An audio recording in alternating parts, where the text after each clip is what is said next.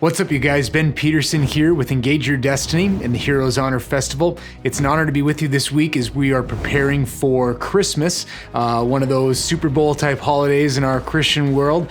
And we're so excited to bring you this message as we're nearing this time to really celebrate the birth of Jesus and how he came into this world.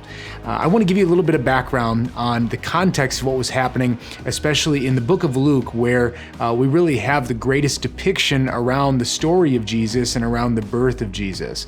So Luke was this dude. He was a doctor, homeboy, doing his thing, working on people in a medical type way. And all this Jesus stuff went down, all of his ministry, everything, him changing the world. And Luke was hired by the Romans to go and investigate everything that was happening with this Jesus stuff. And so Luke was not a Christian. He was not a believer. He was not a follower of Christ. And he did years of investigation on what had happened with Jesus and his movement. And it's one of the most comprehensive accounts that we have in all of history, talking about what Jesus did, where he came from, what his story was, and of course, what we're going to talk about today, and that's the birth of Jesus. So what I love about this and what's so important to grab from is that we have Matthew, Mark, and John, which were all firsthand accounts, eyewitness accounts of the life of Jesus. And now we got this medical doctor who is walking along the disciples and getting the full story. And so that is what we're getting into as we learn about Jesus and how he was born. Now, I remember one time I was coming down Pikes Peak and I was actually hitchhiking down Pikes Peak, because it's kind of a thing where you climb up it, then you find a ride down. And I remember I was riding down and got into a spiritual conversation with these couple of people that were giving us a ride, and they were full-blown atheists, didn't believe in God, didn't believe in any of that stuff. And I remember they were mocking me, saying, do you really believe that God, and I'm gonna use a different choice of words than he used, but that God had intercourse with Mary and that she miraculously got pregnant, and that's how Jesus came into the world. And it's very interesting because as we talk about these things, it takes faith to actually believe this stuff, that Mary got pregnant without having intercourse with her husband Joseph.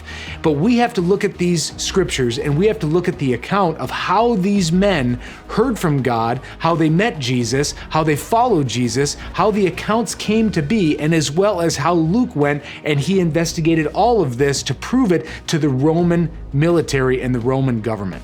Now, when the angel appears to Mary, as we find in the Gospel of Luke, Mary is between 13 and 16 years old. Now, I want you guys to think about that, between 13 and 16 years old. Just think about the responsibility that was put on this young girl, not even really yet a woman. She's engaged to be married, so she's not married, and she's told that she's going to be pregnant. So not alone the responsibility of becoming a wife, but you're also going to have a son, and this is also the Son of God, and you're going to be doing it when you're not married in a culture where all around that was totally not normal and would be a sin. So in that culture, in that time, she would have been viewed as a whore. Joseph would have been viewed as an adulterer, and Jesus, her son, who is the apparent Son of God, would have been viewed as a bastard child. Can we all just sit and chuckle for a minute that was God's plan? The perfect God who has created the heavens and the earth and knows all of us and is all powerful, like this is his plan for what he's going to put Jesus, Mary, and Joseph through. And this is where I really want to get into the main point of today, and that is that God's plan is never easy, because God does not care about what people think. He doesn't care about societal opinions of what or who is rejected or accepted. He cares about your heart. And if a person can look past what they see on the outside, what would be perceived as a whore or an adulterer or a bastard child, and see what God is doing, then they're going to be one of his chosen followers. And he takes the ways of our world and he turns them upside down. So now as I close this message, I want you to think about Mary. I want you to put yourself in Mary's situation. You are an adolescent. You are not married. And the King of the universe, through an angel, just showed up to you and says, you are going to have the Son of God. Just put yourself in that position.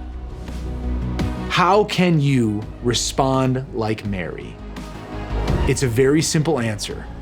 You have to know that no matter what God asks you to do, He is going to work a greater work than you could possibly imagine. And He may be asking you to do something that is foolish. And so as we close out this Christmas message, we have to ask, how do we get answers to these questions? And the answer to all of these questions, with what God asks us to do, what He's drawing us into, what we are called to do as followers of Jesus, we have to draw near to God. Mary was a clear servant of God who loved Him and wanted to be used for His purpose. And the answer to everything that we're looking for on this earth, amidst all the shopping and the presents and the family and the football and everything, is to remove those distractions, even for a few minutes, and draw near to God. Pray.